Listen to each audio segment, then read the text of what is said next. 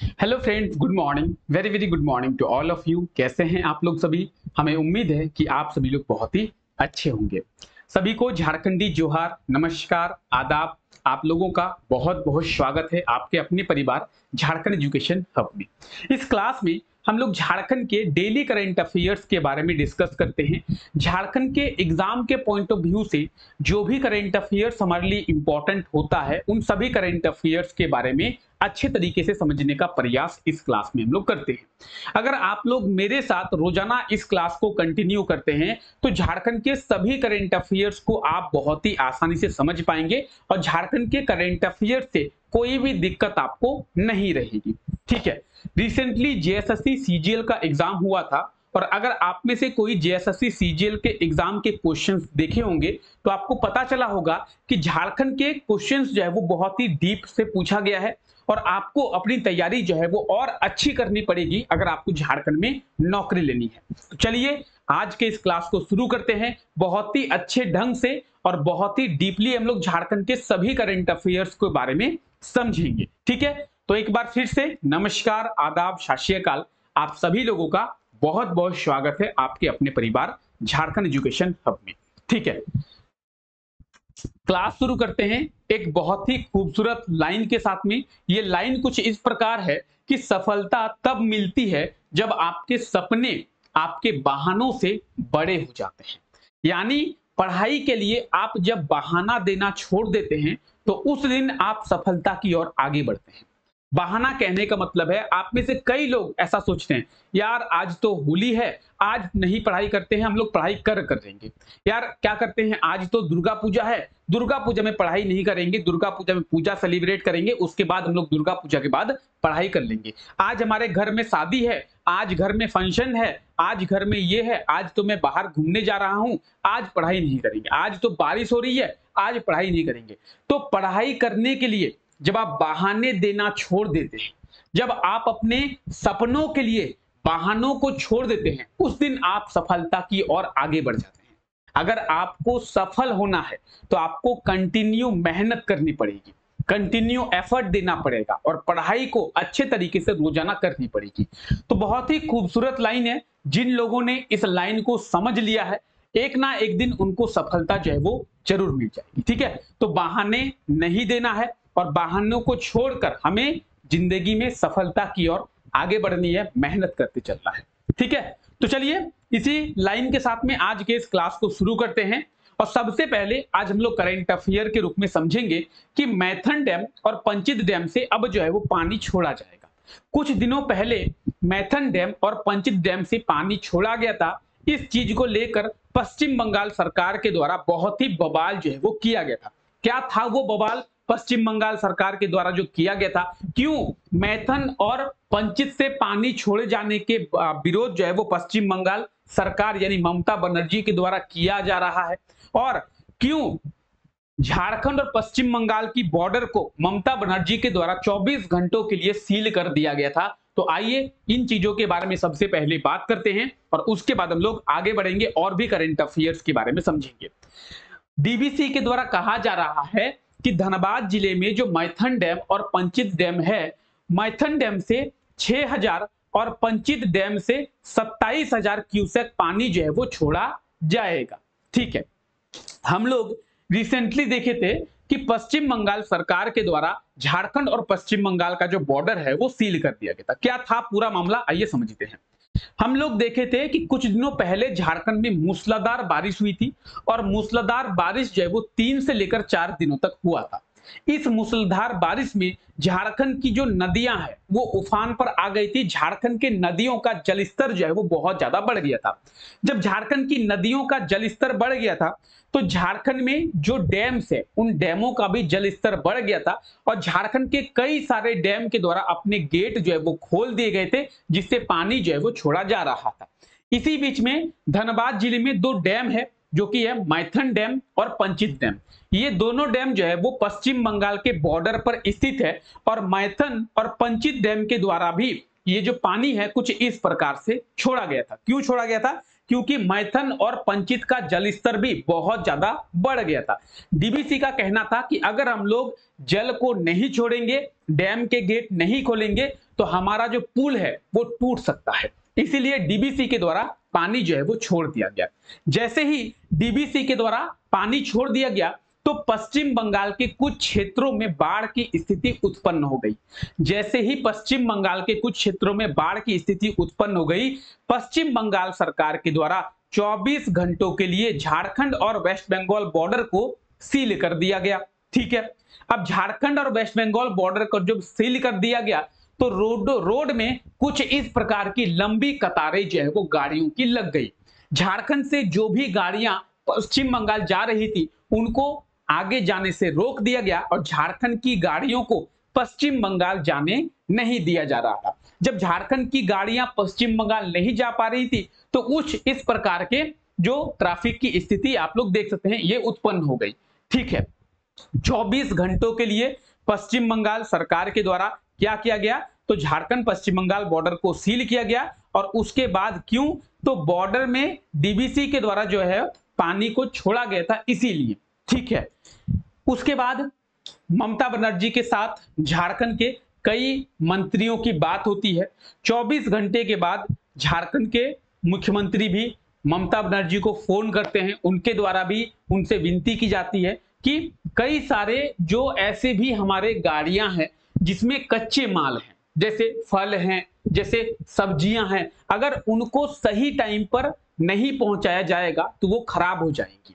ठीक है, तो 24 घंटों के बाद ममता बनर्जी सरकार के द्वारा झारखंड का जो बॉर्डर है उसे फिर से रीओपन किया गया, खुला गया। अब डीबीसी कह रही है कि फिर से हम लोग मैथन डैम से 6000 और पंचित डैम से लगभग 27,000 क्यूसेक पानी को छोड़ने वाले हैं, क्योंकि इन डैमों का जलस्तर जो है वो बहुत ज्यादा बढ़ गया है। तो सवाल अभी का अभी फिर से वही उत्पन्न हो जाता है, क्या ममता बनर्जी सरकार के द्वारा फिर से इन बॉर्डर्स को सील कर दिया जाएगा, क्या आगे की स्थिति होगी, इन सभी चीजों के ऊपर हमें अपनी जो स्थिति है उसे देखना है। ठीक है, फिलहाल अगर हम लोग बात करते हैं जेएसएससी सीजीएल की, तो जेएसएससी सीजीएल के द्वारा डेमो से लेकर कई सारे क्वेश्चंस पूछे गए थे, इसीलिए आज हम लोग मैथन और पंचित डैम के बारे में भी जानने वाले हैं। अगर मैथन डैम की बात करेंगे तो ये आप मैथन डैम देख रहे हैं, और अगर हम लोग पंचित डैम की बात करेंगे ये आप पंचित डैम देख पा रहे हैं। दोनों ही डैम झारखंड के धनबाद जिले में स्थित है और दोनों ही पश्चिम बंगाल बॉर्डर पर है। अगर मैथन डैम की बात करेंगे तो मैथन डैम जो है वो बराकर नदी पर है, और अगर पंचित डैम की बात की जाए तो पंचित डैम जो है वो दामोदर नदी पर है। अगर एग्जाम में पूछे मैथन बांध या फिर मैथन डैम किस नदी पर स्थित है, बराकर नदी पर स्थित है, और पंचित डैम की अगर बात करें, पंचित डैम जो है वो दामोदर नदी पर स्थित है। आइए इन दोनों डैमों के बारे में बात करते हैं। मैथन डैम की अगर हम लोग बात करते हैं तो मैथन डैम की जो स्थापना है, सबसे पहले हम लोग पंचित की बात करते हैं। तो पंचित डैम की स्थापना आप लोग याद रखें 1959 में पंचित डैम की स्थापना की गई थी। कौन सी नदी पर है ये, दामोदर नदी पर है। डीबीसी यानी दामोदर वैली कॉर्पोरेशन के द्वारा दोनों डैम का संचालन जो है वो किया जाता है। ठीक है, कहां पे है, तो ये धनबाद जिले में है, इसके बारे में भी हम लोग बात कर चुके हैं। ठीक है, इतना हम लोग बात जो है वो कर चुके हैं। आगे हमारे लिए और क्या क्या इंपॉर्टेंट है, तो पंचित डैम में 40 मेगावाट बिजली स्टेशन का भी स्थापना किया गया है, यानी 40 मेगावाट जो है वो पंचित डैम की हाइड्रो पावर प्लांट की क्षमता है। जेएसएससी सीजीएल के एग्जाम में पूछा गया था तेनूघाट जल विद्युत प्लांट की कितनी क्षमता है, तो उसका 420 आंसर हो जाएगा, 420 मेगावाट। यहाँ पे 420 किलोवाट, यहाँ पे होगा मेगावाट। अच्छा, एक मेगावाट का मतलब क्या होता है, एक मेगावाट का मतलब क्या होता है, 1000 किलोवाट। एक मेगावाट का मतलब क्या होता है, 1000 किलोवाट। 40 मेगावाट का मतलब क्या है, 40 मेगावाट का मतलब है 40,000 किलोवाट। तो अगर एग्जाम में आपसे पूछा जाए पंचायत जल विद्युत प्लांट की या फिर पंचायत हाइड्रो पावर प्लांट की कुल क्षमता कितनी है, और वहां पे 30,000 किलोवाट, 40,000 किलोवाट, 50,000 किलोवाट, 60,000 किलोवाट अगर ऑप्शन में मिले तो आप कंफ्यूज मत होइए। आप कहेंगे सर आपने तो पढ़ा ही नहीं, तो 40 मेगावाट का मतलब है 40,000 किलोवाट। ठीक है, याद रहेगा सभी को। चलिए आगे हम लोग बात करते हैं माइथन डैम के बारे में। माइथन डैम की अगर हम लोग बात करें तो माइथन डैम जो है वो 48 किलोमीटर दूर है धनबाद से, और ये धनबाद शहर की बात की जा रही है, धनबाद जिले में ही है। माइथन डैम की अगर हम लोग बात करें तो 1957 में झारखंड का पहला जो डैम था वो था तिलैया डैम, झारखंड का पहला डैम। उसके बाद कोनार और उसके बाद माइथन के साथ पंचित। अगर तिलैया डैम की बात करें तो तिलैया डैम की स्थापना जो है वो 7 जुलाई 1953 में किया गया था। माइथन डैम की बात करेंगे तो 1957 में, पंचित डैम की स्थापना 1959 में, कोनार डैम 1955 में। याद रहेगा। झारखंड का पहला डैम कौन सा है, या फिर झारखंड का पहला जल विद्युत परियोजना कौन सी है? तिलैया जल विद्युत परियोजना या फिर तिलैया डैम। तिलैया डैम की स्थापना 7 जुलाई 1953 में 1953 को। वहीं अगर हम लोग कोनार डैम की बात करते हैं, कोनार डैम की स्थापना 1955 को। ठीक है, 1957 को क्या, तो माइथन 1959 को पंचित। आप जब इनको देखेंगे तो आपको 2-2 साल का गैप नजर आएगा, 2 साल का। 1953 तिलैया डैम, 1953 के बाद 2 साल बाद 1955 को कोनार, 1955 के 2 साल बाद 1957 को माइथन, और 1957 के बाद 2 साल बाद 1959 को पंचित। 2-2 साल के डिफरेंस में है। अगर हम लोग माइथन डैम की बात करेंगे, माइथन डैम जो है वो बराकर नदी पर है, जैसा कि अभी हम लोग थोड़ा देर पहले देखें। माइथन डैम की जो कैपेसिटी है वो है 60,000 किलोवाट की। माइथन हाइड्रो पावर प्लांट के बारे में यहाँ पे पूछा जा रहा है या फिर कहा जा रहा है। माइथन हाइड्रो पावर प्लांट की जो कुल क्षमता है वो है 60,000 किलोवाट, यानी 60 मेगावाट। 60 मेगावाट। हम लोग पंचित के बारे में देखे थे तो पंचित डैम का हाइड्रो पावर प्लांट का कैपेसिटी कितना था? 40 मेगावाट, यानी 40,000 किलोवाट, 40,000 किलोवाट। और अगर माइथन की बात करेंगे 60 मेगावाट यानी 60,000 किलोवाट। 1 मेगावाट का मतलब होता है 1000 किलोवाट। याद रहेगा सभी को। ठीक है, और दोनों ही डैम डीबीसी यानी दामोदर वैली कॉर्पोरेशन के द्वारा जो है वो स्थापना की गई थी। ठीक है, अगर हम लोग डीबीसी की बात करते हैं, डीबीसी यानी दामोदर वैली कॉर्पोरेशन, दामोदर घाटी निगम हिंदी में इसे कहते हैं। डीबीसी की स्थापना 7 जुलाई 1948 में, यानी 1948 में। डीबीसी की स्थापना कब की गई थी? 1948 में। याद रखिएगा, 7 जुलाई 1948 में डीबीसी की स्थापना की गई थी। जहां डीबीसी का हेडक्वार्टर कहां पे है? कोलकाता में जो है वो डीबीसी का हेडक्वार्टर है। याद रखिएगा। क्लियर है? क्लियर है। तो माइथन और पंचित डैम के बारे में क्लियर है। रिसेंटली अब वेस्ट बंगाल गवर्नमेंट के द्वारा पानी छोड़े जाने के बाद क्या स्टेप्स लिए जाते हैं उसके बारे में भी हम लोग बात करेंगे। ममता दीदी को थोड़ा सा अपनी सोच को डेवलप करनी चाहिए, और ममता दीदी को यह भी सोचना होगा कि अगर माइथन डैम और पंचित डैम पानी नहीं छोड़ते हैं और बाई चांस अगर दोनों डैम का पुल टूट जाता है तो फिर वेस्ट बंगाल का क्या होगा। अच्छा, एक और चीज, क्या हम लोग बात कर रहे थे पंचित डैम के बारे में। यह है पंचित डैम और यह दामोदर नदी पर है। आप लोगों को याद रखना है कि बंगाल का शोक किसे कहते हैं? बंगाल का शोक दामोदर नदी को कहा जाता है।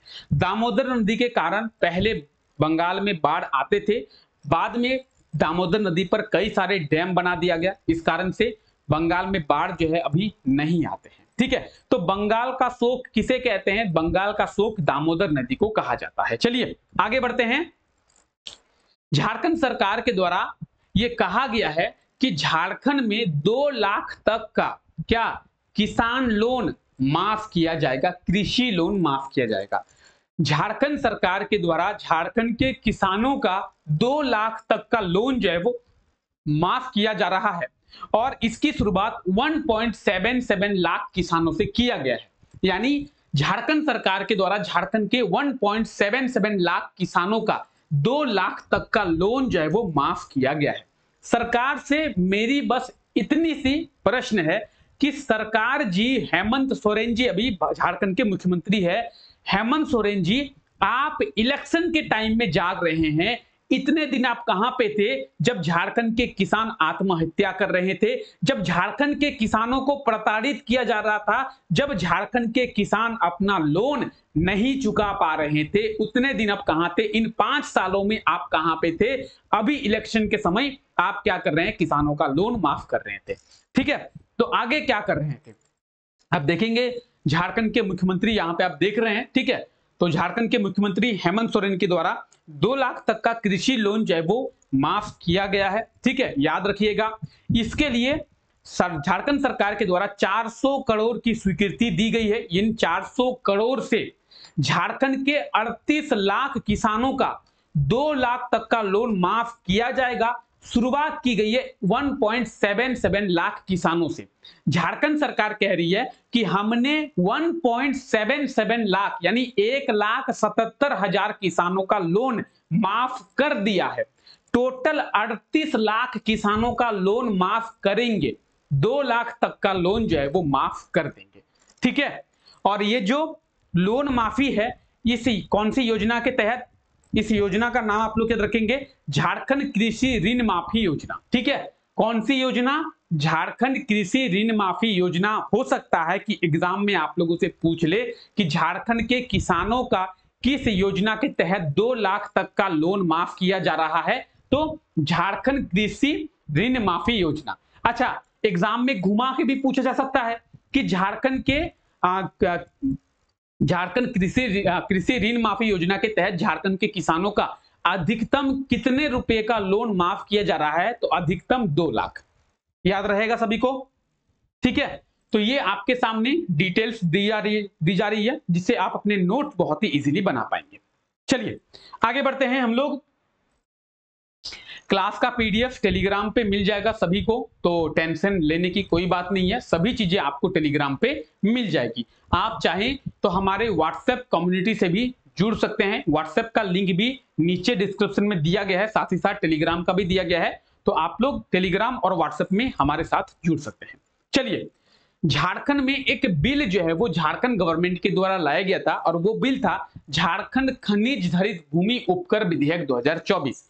इस बिल को झारखंड सरकार के द्वारा लाया गया था और रिसेंटली इस बिल को, इस विधेयक को राज्यपाल की स्वीकृति जो है वो मिल चुकी है।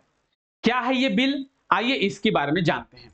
इस बिल के तहत झारखंड में जहां कहीं भी खनिज का उत्पादन किया जा रहा है, खनिज का उत्खनन किया जा रहा है, वहां पे उपकर लगाया जाएगा। उपकर का क्या मतलब है? सरकार टैक्स तो लेती ही है, टैक्स के बाद फिर से रॉयल्टी आपको देनी पड़ेगी। आप बोलेंगे सर इसका क्या मतलब है? आप मान लेते हैं कोयला का कोई कंपनी, जैसे किसी भी कंपनी का नाम लेते हैं सीसीएल, सेंट्रल कोलफील्ड लिमिटेड, आप लोग सभी जानते होंगे। सीसीएल कोयला का उत्पादन अगर कहीं से कर रहा है, कोयला का उत्खनन कर रहा है, यानी जमीन से कोयला निकाल रहा है, तो सीसीएल के द्वारा सरकार को टैक्स तो दी ही जाती है। ठीक है, स्टेट गवर्नमेंट को भी दी जाती है, सेंट्रल गवर्नमेंट को भी टैक्स जो है वो मिलता है कोयले से। लेकिन स्टेट गवर्नमेंट क्या कह रही है? सीसीएल डायरेक्ट स्टेट गवर्नमेंट को टैक्स नहीं देती है। स्टेट गवर्नमेंट को टैक्स देने की बजाय सीसीएल सेंट्रल गवर्नमेंट को टैक्स देती है, यानी सीसीएल ने 100 रुपया केंद्र सरकार को टैक्स दे दिए। ठीक है, केंद्र सरकार ने उस 100 रुपये में से 40 रुपया 30 रुपया जैसा हिस्सा है राज्य सरकार को भेज दिया जाता है केंद्र सरकार के द्वारा। लीजिए, कोयले से हमें इतना टैक्स मिला था जिसमें से आपका हिस्सा जो है वो इतना है। ठीक है, सेंट्रल गवर्नमेंट के द्वारा स्टेट गवर्नमेंट को टैक्स भेज दिया जाता है। स्टेट गवर्नमेंट के द्वारा ये एक बिल लाया गया है जिसका नाम है झारखंड खनिज धरित भूमि उपकर बिल। इस बिल के तहत अब स्टेट गवर्नमेंट भी डायरेक्ट टैक्स लेगी, उसे कहेंगे उपकर, यानी डायरेक्ट स्टेट गवर्नमेंट को भी कुछ लेगी। अच्छा, कितना लेगी? तो प्रति मेट्रिक टन पर अगर कोयले का उत्खनन हो रहा है तो 100 रुपये, लोहा अयस्क का ओपन हो रहा है तो भी 100 रुपये, बॉक्साइट के ऊपर 70 रुपये, चूना पत्थर के ऊपर 50 रुपये, मैग्नीज के ऊपर 50 रुपये, और अगर दूसरा कोई खनिज है, दूसरा कोई मिनरल्स है तो रॉयल्टी का 50% लिया जाएगा। ठीक है, प्रति 1 मेट्रिक टन पर। ठीक है, तो ये चीजें आपको समझनी होगी। झारखंड के राज्यपाल के द्वारा ये स्वीकृति अब दे दिया गया, यानी अब ये जो बिल है वो एक्ट बनने को तैयार है। ठीक है, अगर हम लोग बात करते हैं बिल एक्ट कब बनता है? तो झारखंड में राज्यपाल की स्वीकृति के बाद बिल जो है वो एक्ट बन जाता है। कोई भी बिल पहले झारखंड विधानसभा में पास किया जाता है और विधानसभा से पास होने के बाद झारखंड के राज्यपाल के पास भेज दिया जाता है कि आप अपनी स्वीकृति दे दीजिए। जिस प्रकार से अगर हम लोग पार्लियामेंट की बात करेंगे, पार्लियामेंट में कोई बिल पहले संसद में पेश होता है, लोकसभा में, लोकसभा के बाद राज्यसभा में, और राज्यसभा के बाद राष्ट्रपति के पास, प्रेसिडेंट के पास भेजा जाता है कि आप इसे अपनी स्वीकृति दे दीजिए। तो प्रेसिडेंट की स्वीकृति मिलने के बाद वो जो बिल है वो एक्ट बन जाता है। उसी प्रकार से झारखंड विधानसभा से कोई भी बिल पास हो जाता है, उसके बाद राज्यपाल के पास भेजा जाता है। राज्यपाल की स्वीकृति मिलने के बाद वो बिल जो है वो एक्ट बन जाता है, यानी वो एक नियम बन गया, कानून बन गया। ठीक है, अगर एग्जाम में आप लोगों से पूछे कि झारखंड में किसके स्वीकृति के बाद एक बिल एक्ट बनता है, तो क्या होगा? राज्यपाल की स्वीकृति के बाद। अच्छा, झारखंड के राज्यपाल अभी कौन है? ये आप देख रहे हैं, झारखंड के राज्यपाल कौन है? संतोष गंगवार जी। इनका नाम क्या है? संतोष गंगवार। ठीक है, याद रहेगा सभी को। आइए, वर्ल्ड टूरिज्म डे 27 सितंबर को मनाया गया है। आप सभी को याद रखना है, विश्व पर्यटन दिवस 27 सितंबर को मनाया गया है। हर साल 27 सितंबर को वर्ल्ड टूरिज्म डे यानी विश्व पर्यटन दिवस मनाया जाता है। झारखंड में भी इसका बहुत ज्यादा महत्व है, क्योंकि झारखंड सरकार के द्वारा भी टूरिज्म को बहुत ज्यादा बढ़ावा दिया जा रहा है कि झारखंड में टूरिस्ट की जो संख्या है वो बढ़ाई जा सके। तो झारखंड में भी टूरिज्म को बढ़ावा दिया जा रहा है, इसीलिए इंपॉर्टेंट है। आने वाले एग्जाम में हो सकता है कि आप लोगों से पूछ लें कि वर्ल्ड टूरिज्म डे कब मनाया जाता है? 27 सितंबर को वर्ल्ड टूरिज्म डे जो है वो मनाया जाता है। ठीक है, 1980 में पहली बार वर्ल्ड टूरिज्म डे मनाया गया था। इस चीज को आप लोग याद रखेंगे। क्लियर है? क्लियर है? ठीक है, चलिए, क्लियर? कोई दिक्कत है? आई होप कोई दिक्कत नहीं है। करंट अफेयर्स को आप बहुत ही आसानी से समझ पाए होंगे। अब देखते हैं करंट अफेयर्स आपको कितना समझ में आया है। ये रहा आपके लिए पहला क्वेश्चन। झारखंड सरकार के द्वारा किसान ऋण माफी योजना के तहत कितने रुपए तक का ऋण माफ किया जा रहा है? बताएंगे सही आंसर क्या होगा। और इसी प्रकार के क्वेश्चंस आपको एग्जाम में भी देखने को मिलेंगे। बताएंगे इस क्वेश्चन का सही आंसर जो है वो क्या होगा। बहुत ही आसानी से आप सही आंसर कमेंट करके बता सकते हैं। 2 लाख। झारखंड के किसानों का किसान ऋण माफी योजना के तहत 2 लाख का लोन जो है वो माफ किया जा रहा है। ऑप्शन सी में है 2 लाख, तो ऑप्शन सी बिल्कुल सही आंसर हो जाएगा हमारा 2 लाख। ठीक है, चलिए आगे बढ़ते हैं। हाल ही में किसके द्वारा झारखंड खनिज धरित भूमि उपकर विधेयक 2024 की स्वीकृति दिया गया है? बहुत आसानी से समझे हम लोग। क्या होगा सही आंसर? झारखंड के राज्यपाल के द्वारा। ऑप्शन ए, झारखंड के राज्यपाल बिल्कुल सही आंसर हो जाएगा, संतोष गंगवार जी। चलिए आगे बात करते हैं। झारखंड के राज्यपाल का जो कार्यकाल है वो कितने वर्षों का होता है? बताएंगे। झारखंड के जो राज्यपाल है या फिर किसी भी राज्य के राज्यपाल का जो कार्यकाल है वो कितने वर्ष का होता है? बहुत ही आसान सा इसका आंसर है। देखते हैं कितने लोगों को पता होगा। देखिए, अगर राज्यपाल की बात करें तो राज्यपाल का अगर न्यूनतम आयु सीमा पूछा जाए तो 35 वर्ष। न्यूनतम आयु सीमा कितना होगा? 35 वर्ष। यानी मिनिमम एज जो है वो 35 वर्ष होना चाहिए, तभी वो राज्यपाल बन सकता है। लेकिन अगर आपसे पूछे मैक्सिमम, अधिकतम आयु कितनी होगी? आयु सीमा क्या है राज्यपाल के लिए? अधिकतम आयु सीमा क्या है? राज्यपाल के लिए अधिकतम आयु सीमा नहीं है। राष्ट्रपति के नजर में वो अच्छा व्यक्ति होना चाहिए। राष्ट्रपति जब तक चाहे उसे राज्यपाल के पद पर बैठा सकता है। आप बोलेंगे सर कैसे? इस क्वेश्चन का सही आंसर क्या होगा? इस क्वेश्चन का सही आंसर होगा 5 वर्ष। Option A. आप बोलेंगे सर थोड़ा डिटेल में समझाइए। मान लेते हैं कि 2020 में किसी व्यक्ति को राष्ट्रपति के द्वारा झारखंड का राज्यपाल बनाया जाता है। ठीक है, और उनकी उम्र कितनी थी? 2020 में 2020 में उनकी उम्र थी 65 वर्ष। तो 2025 में वो रिटायर कर जाएंगे 5 वर्षों के बाद। ठीक है, फिर से 5 वर्षों के बाद झारखंड का राज्यपाल उसे बना दिया गया। इस टाइम उनका एज है 70 वर्ष। 2030 में रिटायर करेंगे। 2030 में राष्ट्रपति के द्वारा फिर से उसे झारखंड का राज्यपाल बना दिया गया और इस समय उनका उम्र है 75 वर्ष। यानी अगर मैक्सिमम एज की बात करें, मैक्सिमम एज का कोई भी लिमिट नहीं है, मिनिमम एज का लिमिट है 35 साल और उनका कार्यकाल कितने वर्षों का होता है? 5 वर्षों का कार्यकाल होता है। 5 वर्षों के बाद फिर से उसे उस राज्य का राज्यपाल बना दिया जा सकता है। ऐसा नहीं है कि एक बार आप झारखंड के राज्यपाल बन गए तो आप दोबारा झारखंड के राज्यपाल नहीं बन सकते हैं या फिर तीसरी बार झारखंड के राज्यपाल नहीं बन सकते हैं। राष्ट्रपति जब तक चाहे आपको उस राज्य का राज्यपाल बना सकते हैं। ठीक है, ऑप्शन ए बिल्कुल सही आंसर होगा। और आई होप आपको क्लियर हो गया हो कि मैक्सिमम एज का कोई लिमिट नहीं है, मिनिमम एज का लिमिट है 35 साल और 5 वर्ष का उनका कार्यकाल होता है। चलिए आगे बढ़ करते हैं। वर्ल्ड टूरिज्म डे अभी हम लोग देख के आए हैं 27 सितंबर, बिल्कुल सही आंसर हो जाएगा ऑप्शन डी 27 सितंबर। ठीक है, ये तो आसान क्वेश्चन है। इस क्वेश्चन का स्थापना बताएंगे, इस क्वेश्चन का आंसर बताएंगे। मैथन डैम की स्थापना बताएंगे, किस वर्ष मैथन डैम की स्थापना किया गया है? बहुत ही आसान सा ये क्वेश्चन है। और मैथन डैम की अगर हम लोग बात करते हैं तो हम लोगों ने देखा था 2-2 साल का गैप था। ठीक है सर, कौन कौन से साल थे? 1953 था, 1955 था, 1957 था और 1959 था। ठीक है, ये 4 साल थे, 2-2 साल का गैप। ठीक है सर, 1953 में कौन से डैम की स्थापना की गई थी? झारखंड का पहला डैम तिलैया डैम, कोडरमा जिले में है। ठीक है, 1953 में तिलैया डैम की स्थापना हुई थी। चलिए 1955 की बात करते हैं। कोनार डैम, कौन सा डैम? कोनार डैम। 1957 में मैथन डैम, 1959 में पंचित डैम।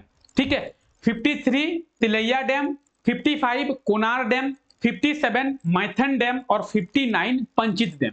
यहां पे पूछा जा रहा है मैथन डैम के बारे में, तो ऑप्शन बी बिल्कुल सही आंसर हो जाएगा 57। क्लियर है? ये चारों डैम आपको याद रखने हैं। ठीक है, चलिए आगे बढ़ते हैं। पंचित हाइड्रो पावर प्लांट का कुल क्षमता कितना है? अब सेम क्वेश्चन जो है वो जेएसएससी सीजीएल के एग्जाम में पूछा गया था और वहां पे पंचित डैम नहीं था, वहां पे था तेनूघाट डैम। क्वेश्चन था तेनूघाट डैम का कुल क्षमता कितना है? बताएंगे तेनूघाट जल विद्युत परियोजना का कुल क्षमता कितना है? तो तेनूघाट की अगर हम लोग बात करें 420 मेगावाट आपको याद रखना है। तो इसी प्रकार से आपको पंचित का भी याद रखना है 40,000 किलोवाट, ऑप्शन ए। और इसे हम लोग 40 मेगावाट भी बोल सकते हैं, 40 मेगावाट या फिर 40,000 किलोवाट, ऑप्शन ए बिल्कुल सही आंसर हो जाएगा। अगर मैथन की बात करें 60,000 किलोवाट या फिर 60 मेगावाट, याद रहेगा सभी को, 60,000 किलोवाट या फिर 60 मेगावाट, इसका बिल्कुल सही आंसर हो जाएगा। आगे बढ़ करते हैं। झारखंड का पहला जल विद्युत परियोजना कौन सा है? तो अभी हम लोगों ने जस्ट अभी देखा 1953 को तिलैया, कहां पे है तिलैया? ऑप्शन सी में है, ऑप्शन सी बिल्कुल सही आंसर हो जाएगा। तिलैया जल विद्युत परियोजना झारखंड का पहला जल विद्युत परियोजना है। तो इस प्रकार से आप बहुत ही आसानी से सभी क्वेश्चंस के आंसर इजीली दे सकते हैं। बस आपको करना क्या है, एक बार सभी चीजों को समझ जाना है। ठीक है, चलिए तो आई होप आपको सभी करंट अफेयर समझ में आ गए होंगे। झारखंड के एग्जाम्स में किस प्रकार से करंट अफेयर से क्वेश्चंस पूछे जाते हैं ये भी पता चल गया होगा, और एग्जाम में क्वेश्चंस का जो लेवल है वो क्या रहने वाला है ये भी आपको ओवरव्यू मिल गया होगा। ठीक है, चलिए अब पिछले क्लास में आपको ये क्वेश्चन दिया गया था और कहा गया था इस क्वेश्चन का सही आंसर आप लोग कमेंट करके बताएंगे। क्वेश्चन था राजभवन में किसके द्वारा मूर्ति गार्डन का उद्घाटन किया गया है? तो बिल्कुल सही आंसर हो जाएगा राष्ट्रपति द्रौपदी मुर्मू। राष्ट्रपति द्रौपदी मुर्मू के द्वारा झारखंड राजभवन में मूर्ति गार्डन का उद्घाटन किया गया है। ऑप्शन सी बिल्कुल सही आंसर हो जाएगा। और आप लोगों ने बिल्कुल सही आंसर कमेंट करके बताया था कि राष्ट्रपति द्रौपदी मुर्मू या फिर महामहिम द्रौपदी मुर्मू जी के द्वारा राजभवन में मूर्ति गार्डन का उद्घाटन किया गया था। चलिए अगला क्वेश्चन है, झारखंड हाईकोर्ट के मुख्य न्यायाधीश कौन बने हैं? तो बताएंगे झारखंड हाईकोर्ट के चीफ जस्टिस जो है वो कौन बने हैं? क्या होगा सही आंसर? झारखंड हाईकोर्ट के चीफ जस्टिस कौन बने हैं? क्या होगा इस क्वेश्चन का सही आंसर? जल्दी से एक बार आप लोग सभी लोग कमेंट करके बताएंगे। ठीक है, तो सभी लोगों को कमेंट करना है। चलिए आई होप कि आप लोग सभी आंसर जो है वो कमेंट करके बताएंगे और डिटेल में आप लोग कमेंट करेंगे कि झारखंड हाईकोर्ट के चीफ जस्टिस कौन बने हैं। ठीक है, सभी करंट अफेयर समझ में आ गए? किसी को कोई दिक्कत है, कोई परेशानी, कोई असुविधा? आई होप सो कि आप लोगों को कोई भी दिक्कत परेशानी नहीं होगी। फिर भी अगर आपको कोई डाउट होता है तो आप लोग नीचे कमेंट सेक्शन में कमेंट करें आपका डाउट क्या है। नेक्स्ट क्लास में आपका जो भी डाउट है उसे रिजॉल्व किया जाएगा। ठीक है, चलिए आज के इस क्लास को फिलहाल यही तक रखते हैं। आप सभी साथियों का बहुत बहुत शुक्रिया इस क्लास का हिस्सा बनने के लिए। मिलते हैं आप लोगों से नेक्स्ट क्लास में, तब तक के लिए thank you, take care, bye bye.